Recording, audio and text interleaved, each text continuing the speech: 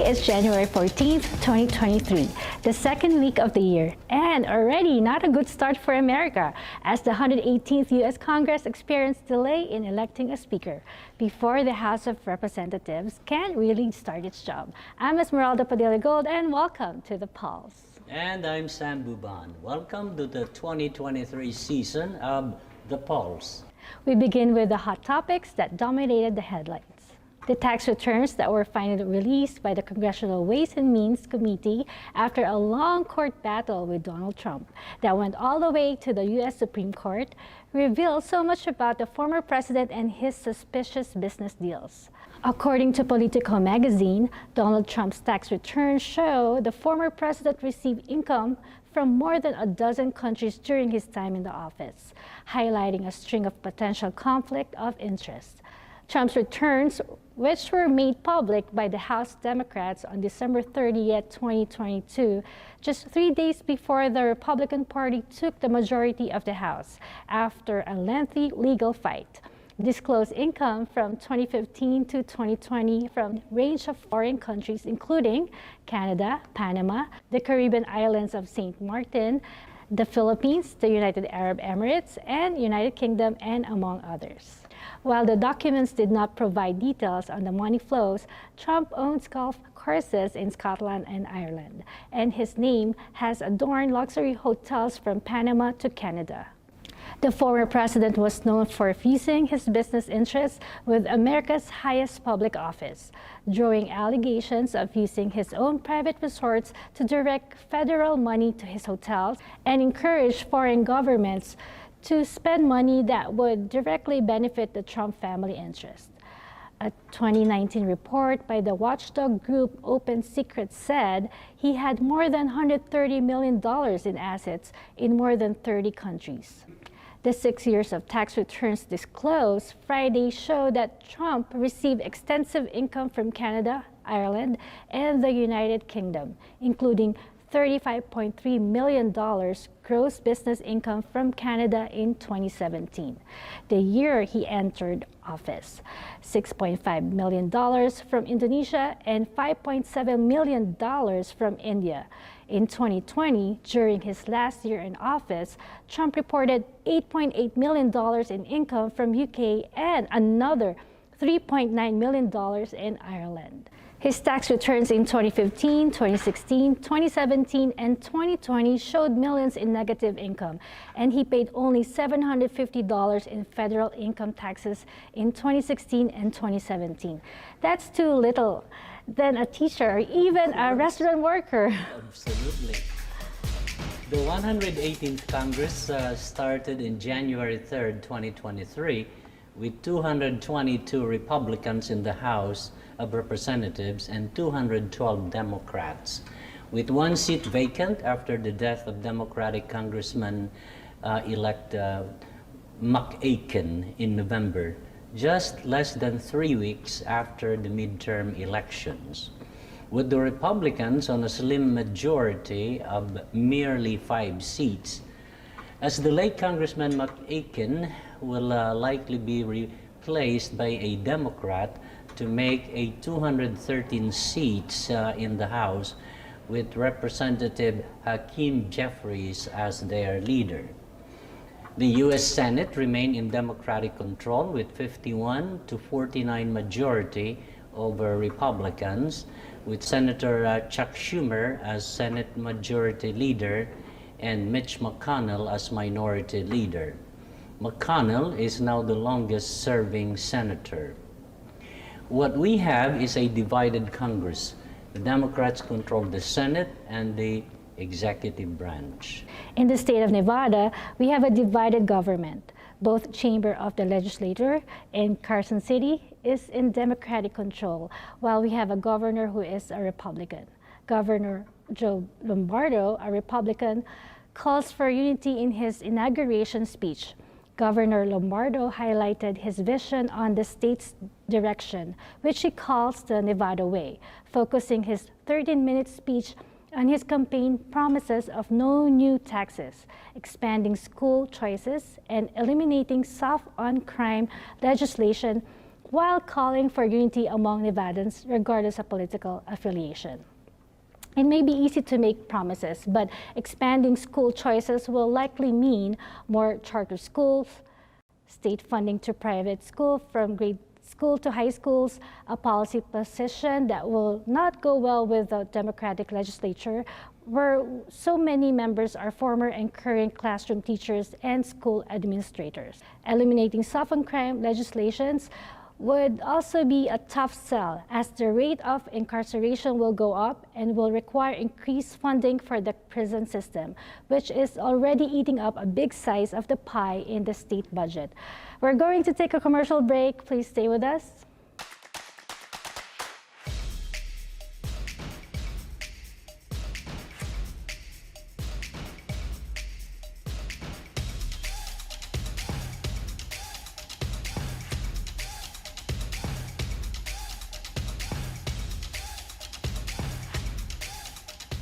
Pure Medical Equipment provides top-notch quality medical supply equipment. Whether to rent or buy, Pure Medical Equipment and Supplies has it all. Pure Medical Equipment is committed to serve and give back to Southern Nevada. We deliver medical supplies and rentals to your door.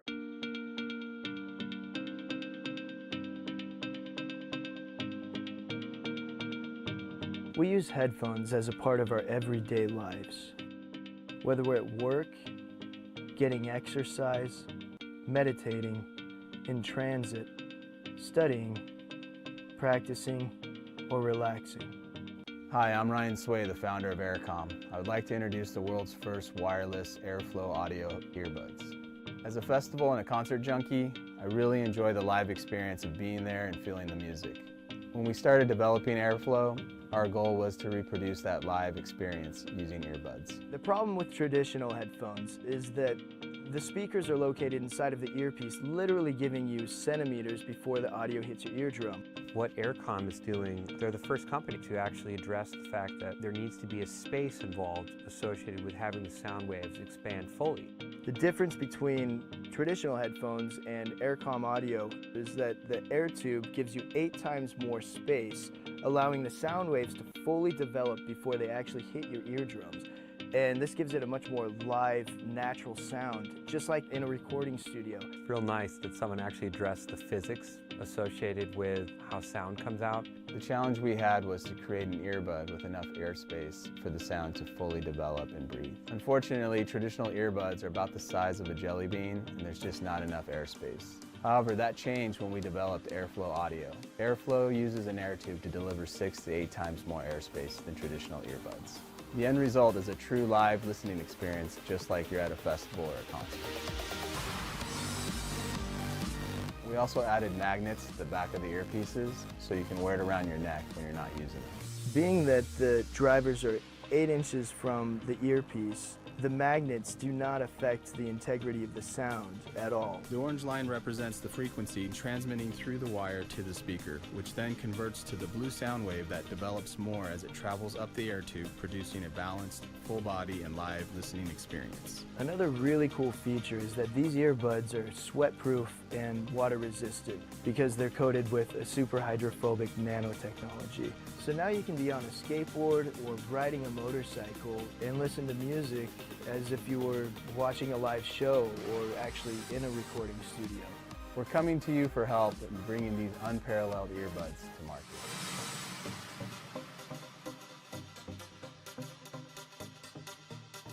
With the many recent changes and focus on immigration law, now more than ever is the time to seek the help you need from an attorney you can trust. As an immigrant myself, I know the many difficulties and hardships involved in immigrating to this great country. With more than 10 years of experience in handling immigration cases, our firm can provide the necessary answers and solutions to your needs. Call Calderon Law today so we can work together to help you get the peace of mind you and your loved ones deserve.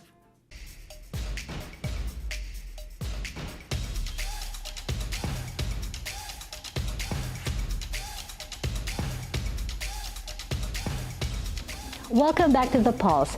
January 6, 2021 will be remembered in the history books as the day they almost stole democracy from the Americans. The conspiracy to end our constitutional democracy and replace it with fascism or authoritarianism happened and was not fake news. Every freedom-loving, democracy-loving citizens and immigrants should know what happened. People come to America, and when they become U.S. citizens, they recite the Pledge of Allegiance. Here at The Pulse, we believe it is time that we see the truth and know the truth. In the next minutes and next episodes, we will be discussing the findings of the Congressional Select Committee to investigate the January 6 attack on the U.S. Capitol. The final report of the committee has been released on December 22, 2022, and some transcript of witness interviews under oath were released on succeeding days and are now available to the general public. The report is so lengthy and detailed, such that we here at The Pulse will share with you and discuss highlights mentioned in the executive summary of the JC committee. So Uncle Sam, where do you want to start? Let's start with the committee's findings in page 4 of the executive report, executive summary. There were 17 findings.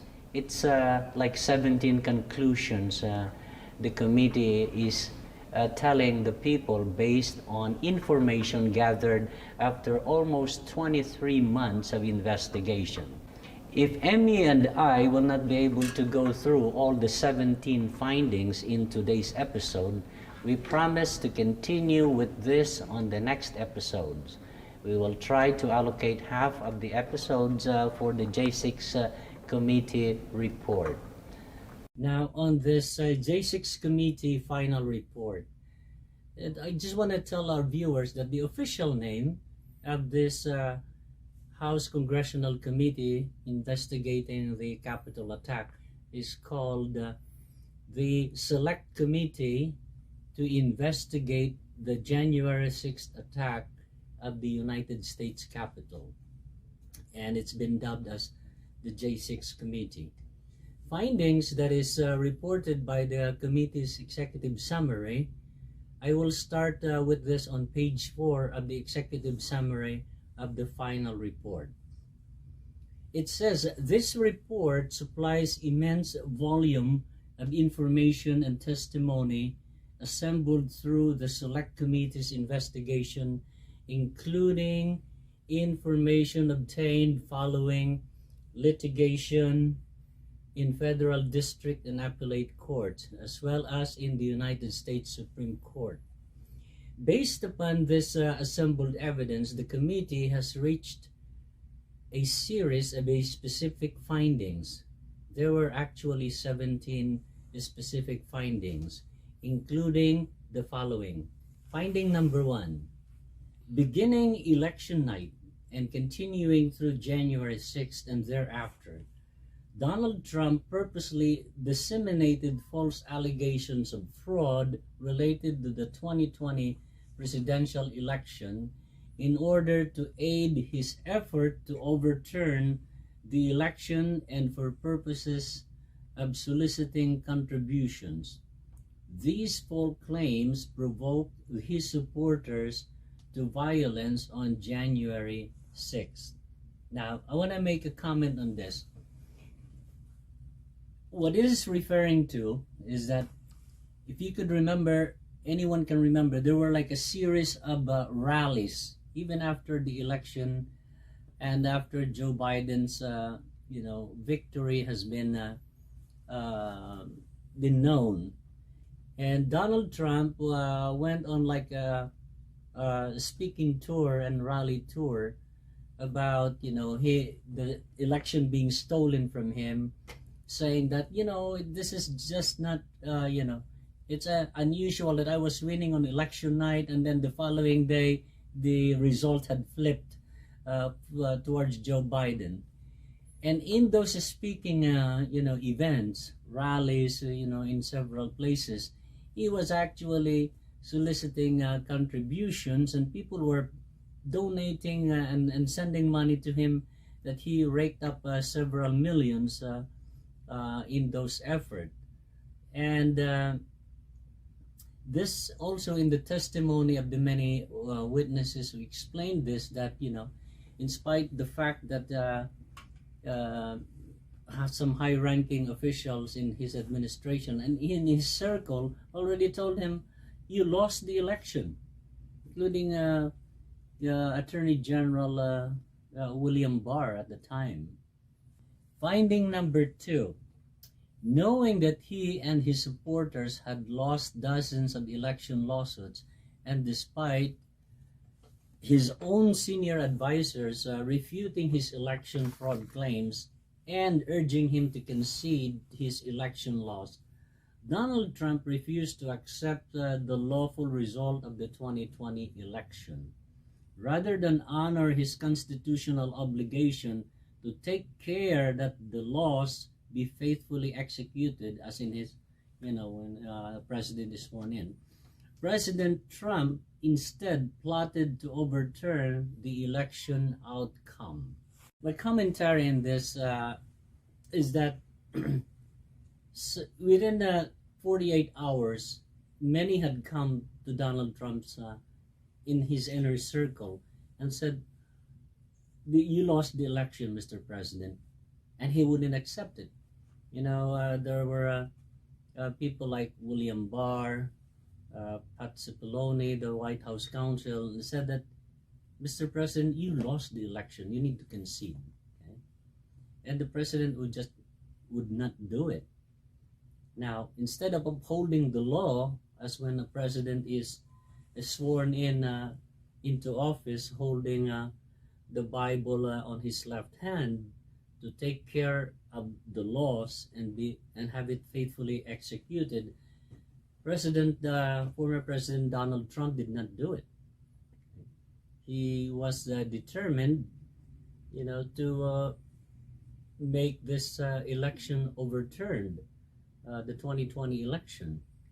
So that's, basically a little summary of what the findings are in as far as, Donald Trump not wanting to concede. Finding number 3. Despite knowing that such action would be illegal and that no state had or would submit an altered electoral slate, Donald Trump corruptly pressured Vice President Mike Pence to refuse to count electoral votes during Congress joint session on January 6th. Here's my commentary on that. This was days before, a couple of days before the January 6th tragedy. Donald Trump has this legal theory submitted to him by lawyer John Eastman. This legal theory is asserting that Vice President Mike Pence, then Vice President Mike Pence, can unilaterally disregard the result of the election by reading different votes from a different electoral slate and saying that, instead of the President-elect Joe Biden, that the legal theory was that Mike Pence can unilaterally overturn an election. And that is not so. It was there was an important legal opinion by a former, a retired Court of Appeals judge who sent a letter and a memo to Vice President Mike Pence and said, no, you don't, because they sought his opinion. Vice presidential staff sought the opinion of this judge. And the judge said, no, you don't have that power to overturn an election.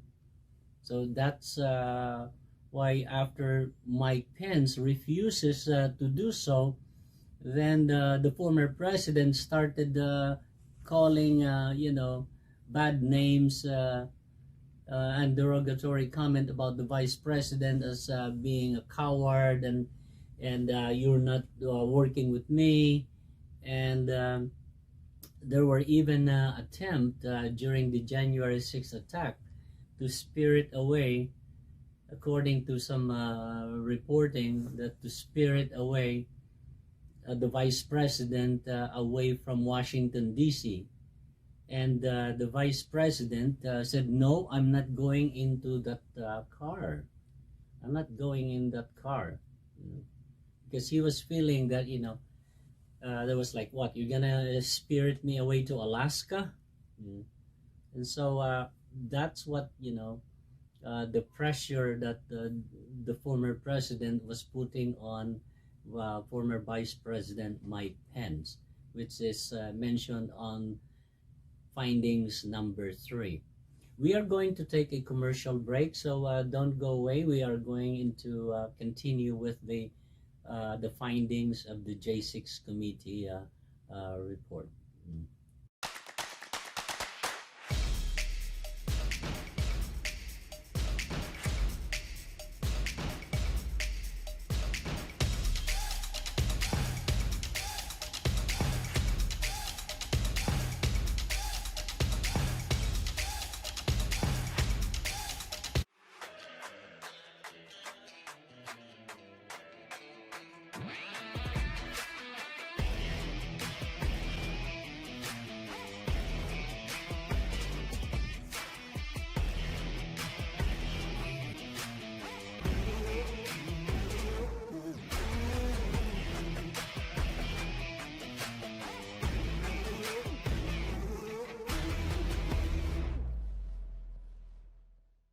Pure Medical Equipment provides top-notch quality medical supply equipment. Whether to rent or buy, Pure Medical Equipment and Supplies has it all. Pure Medical Equipment is committed to serve and give back to Southern Nevada. We deliver medical supplies and rentals to your door. With the many recent changes and focus on immigration law, now more than ever is the time to seek the help you need from an attorney you can trust. As an immigrant myself, I know the many difficulties and hardships involved in immigrating to this great country. With more than 10 years of experience in handling immigration cases, our firm can provide the necessary answers and solutions to your needs. Call Calderon Law today so we can work together to help you get the peace of mind you and your loved ones deserve.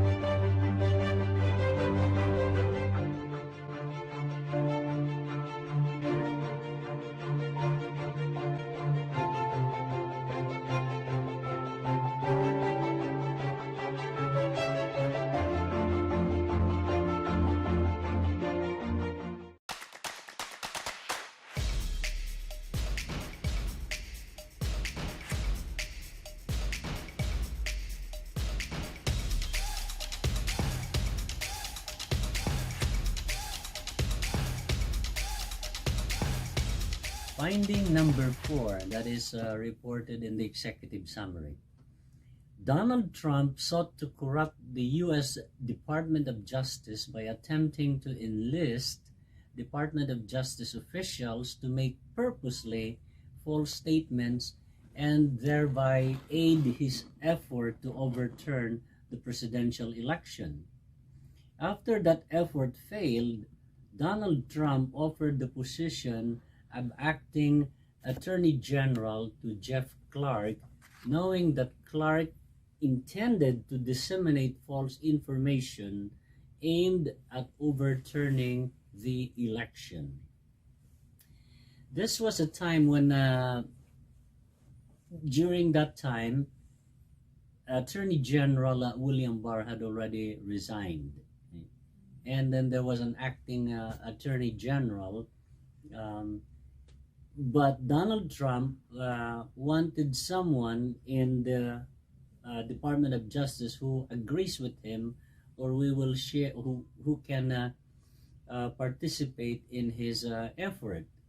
And one, U.S. attorney at the Justice Department by the name of Jeff Clark was his choice, because in the earlier during the year, Jeff Clark may have made a comment that was likable, that Donald Trump liked, and Jeff Clark was amenable to being named the acting attorney general. But all the other U.S. attorneys, including those really on the core in the Justice Department, told the president that if he appoints Jeff Clark as acting attorney general, there will be a mass resignation in the Justice Department, and there will be no one left there to run the Justice Department. And allegedly, the former president backed out from that suggestion of or that desire to name Jeff Clark as acting attorney general. Now, for today, we are going to end it here about the J6 committee report. We will continue on their findings in next week's episode. So follow us for more on episode 17, which will be released on January 21st. So take care and mabuhay. We'll see you all next episode. Thank you. Thank you everyone for watching us. I wish we had more time, but we'll see you again next time. I'm Esmeralda Padilla-Gould. Thank you for watching The Pulse.